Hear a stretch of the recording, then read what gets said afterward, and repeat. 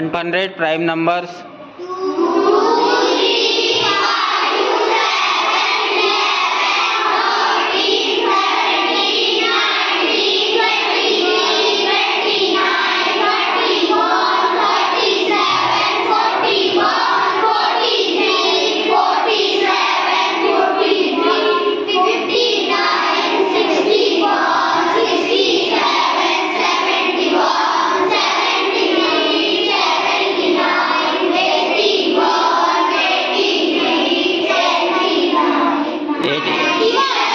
$97, $81 नव्हती, 83, 89, 97. 10 prime numbers.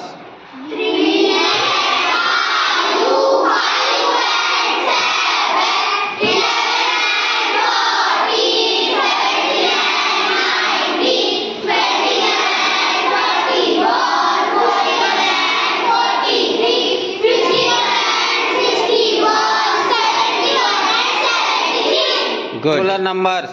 4, 3, 6, 7, 8, 28,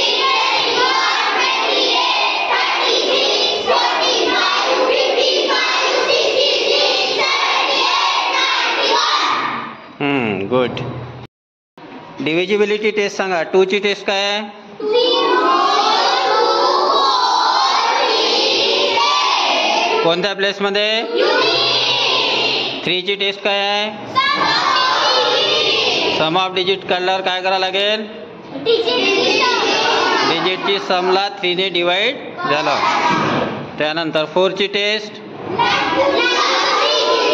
last 2 डिजिटच्या नंबरला 4 ने डिवाइड होत असेल तर ती नंबर 4 ने डिवाइड होते. 5 ची टेस्ट साठी काय पाहिजे? कुठे पाहिजे? 0 किंवा 5? हां. 6 ची टेस्ट काय आहे? 2 आणि दोन्ही टेस्ट लागल्या की मग 6 ची टेस्ट लागते. त्यानंतर 8 ची टेस्ट नाही. 8 जशी 4 ची टेस्ट आहे लास्ट 2 डिजिट. 8 ची टेस्ट काय आहे? लास्ट 3 डिजिटची नंबरला 4 ने 8 ने डिवाइड करून पाहावं लागेल. जर डिवाइड झालं तर ती पूर्ण नंबर 8 ने डिवाइड होईल. 9 ची टेस्ट काय आहे? जशी 3 ची टेस्ट आहे तशीच 9 ची. डिजिटची सम केल्यावर त्याला कितीने डिवाइड करायचं? 9 ने. ठीक आहे. डिवाइड झाला तर ती पूर्ण नंबर 9 ने डिवाइड होईल. त्यानंतर 10 ची टेस्ट काय आहे?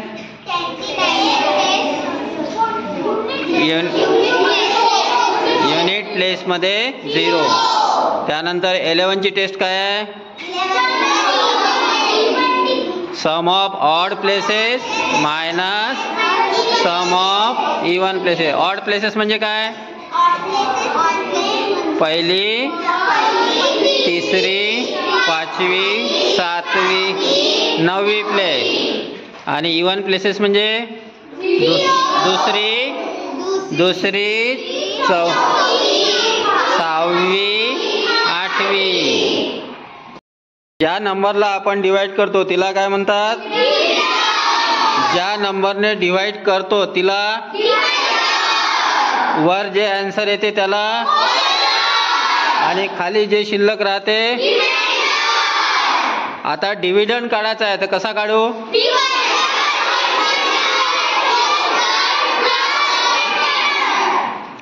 आणि समजा डिव्हायजर काढायचा असेल तर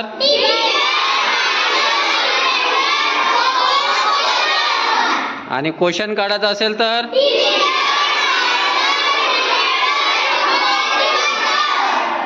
गुड. पेपर मेजरमेंटचे फॉर्म्युले सांगा. 1 ग्रॉस इक्वल टू किती quire?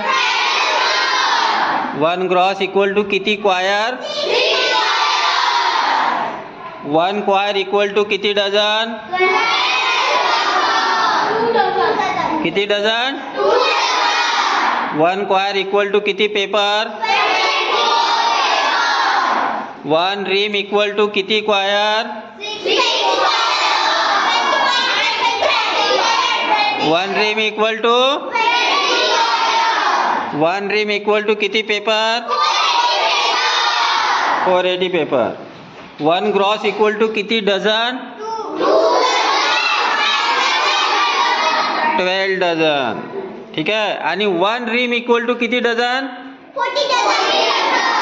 1 ream equal to 40 dozen. Correct. Profit and लॉसची माहिती सांगा. प्रॉफिट केव्हा होते?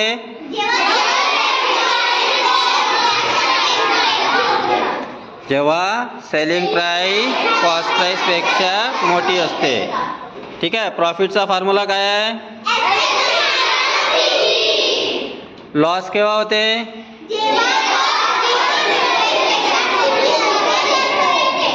जेव्हा सीपी एसपी मोठी राहते. ठीक आहे. तेव्हा लॉस होते. लॉसचा फॉर्म्युला सीपी मायनस. करेक्ट. आता सांगा, प्रॉफिट दिला आहे आणि सीपी दिली आहे. एसपी कशी काढा? आणि एसपी इक्वल टू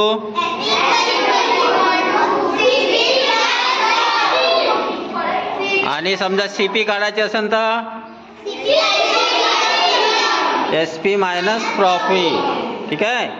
आता तुम्हाला लॉस दिला आहे आणि एसपी दिली आहे, सीपी काढायची आहे. ठीक आहे. तर सीपी इक्वल टू काय होईल? CP equal to SP minus की प्लस? SP plus. आणि एसपी काढायचे असेल तर सीपी मायनस. करेक्ट. सिंपल इंटरेस्टचा फॉर्म्युला सांगा.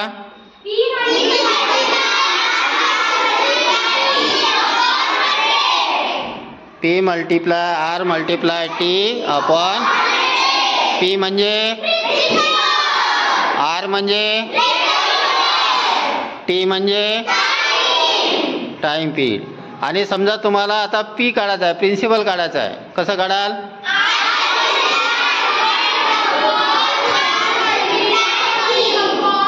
आणि आर काढायचा असेल तर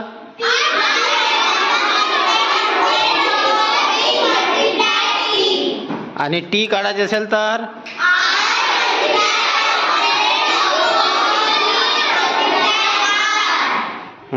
करेक्ट. पेरिमीटर म्हणजे काय होते? बाउंड्रीची लेंथ. ठीक आहे. पेरिमीटर ऑफ स्क्वेअर काढायचा आहे. कसं काढाल? 4 मल्टिप्लाय पे. आणि समजा आपल्याला साईड काढायची असेल तर काय करू?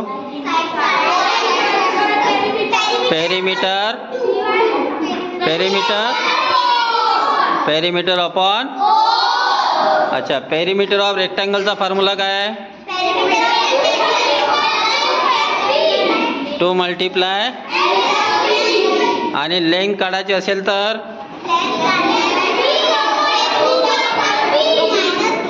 Perimeter upon 2 minus. आणि ब्रेड काढायची असेल तर पेरिमीटर अपॉन 2. अच्छा. एरिया ऑफ स्क्वेअरचा फॉर्म्युला काय आहे?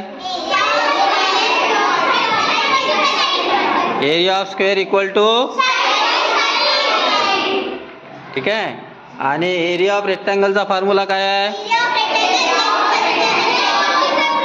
Length multiply. आणि त्यामध्ये जर लेंथ काढायची असेल तर काय कराल? Area upon. आणि ब्रेड काढायचे असेल तर एरिया अपॉन. आता समजा आपल्याला या हॉलमध्ये आपल्याला टाईल लावायचा आहे आणि तुम्हाला विचारलं टाईल लावण्याचा खर्च कसा काढाल, तर कसा काढता येईल?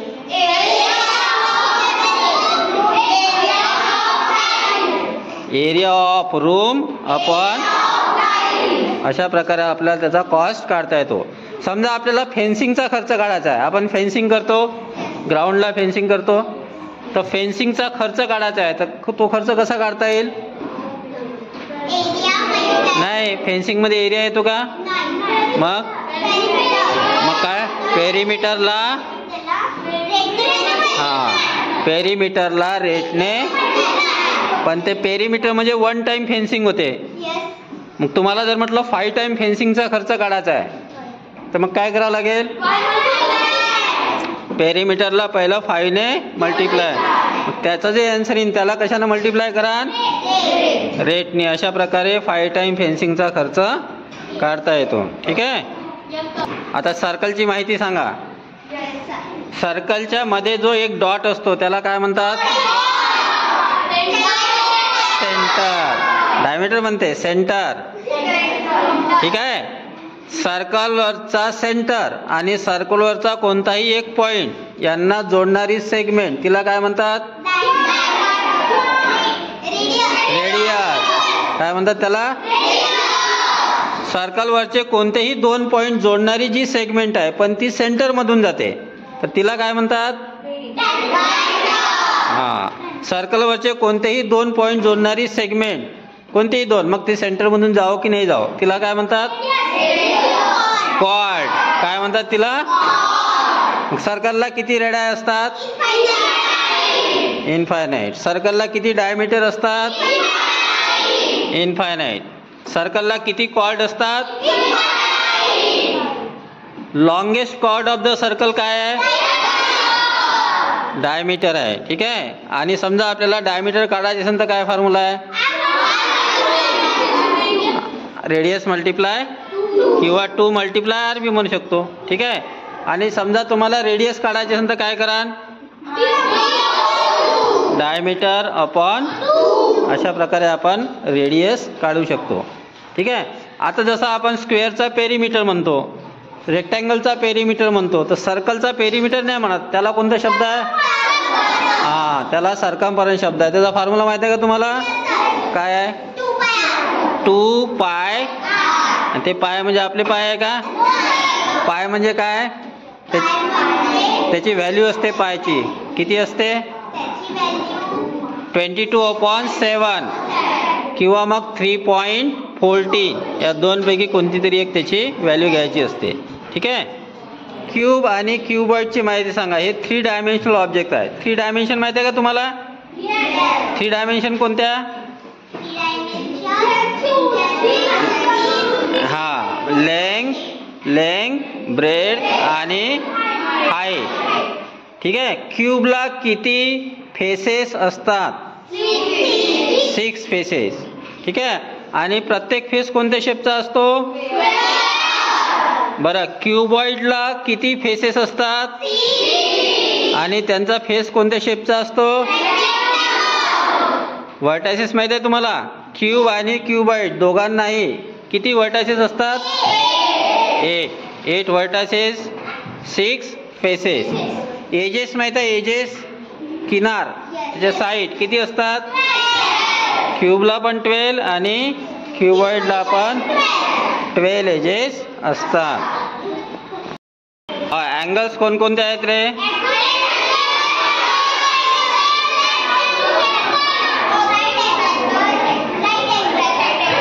बरं, ॲक्यूट अँगल म्हणजे काय होते? जास्त की कमी? आणि ऑब्ट्यूज अँगल म्हणजे काय? 90 पेक्षा जास्त. पण हां, आणि राईट अँगल काय राहते? किती? करेक्ट. हे झाले 3 टाइप्स ऑफ अँगल्स. ठीक आहे. 3 वाजले असन तर 3 वाजता कितीचा अँगल बनेल? 3 वाजता कितीचा अँगल बनतो? कोणता बनते? Right angle. ठीक आहे. आणि मग 3च्या नंतर कोणता अँगल बनेल? हा, 6 वाजता किती डिग्रीचा अँगल बनेल? 6 वाजता नाही, 6 वाजता. 6 वाजता ओव्हर हँड कुठे राहील? ओव्हर हँड 6 वर. आणि मिनट हँड, मग ती लाईन सरळ झाली ना. सरळ लाईन म्हणजे कोणता अँगल होतो? 180 डिग्री. स्ट्रेट अँगल किती डिग्रीचा? 180 डिग्रीचा. किती डिग्री? टाइम सांगा. जसं तुम्हाला म्हटलं मी 7:30 म्हणजे किती वाजून किती मिनिट? किती? 7:30. ठीक आहे. तुम्हाला म्हटलं 8:15. क्वार्टर पास्ट 8 म्हणजे किती होईल? किती होईल? 8:15. आणि तुम्हाला म्हटलं quarter past quarter to 5. Quarter to 5 means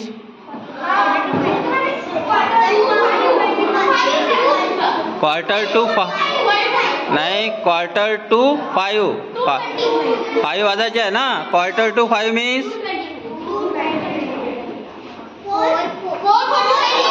4:45. Quarter to 5 means quarter to 6 means quarter to 7 means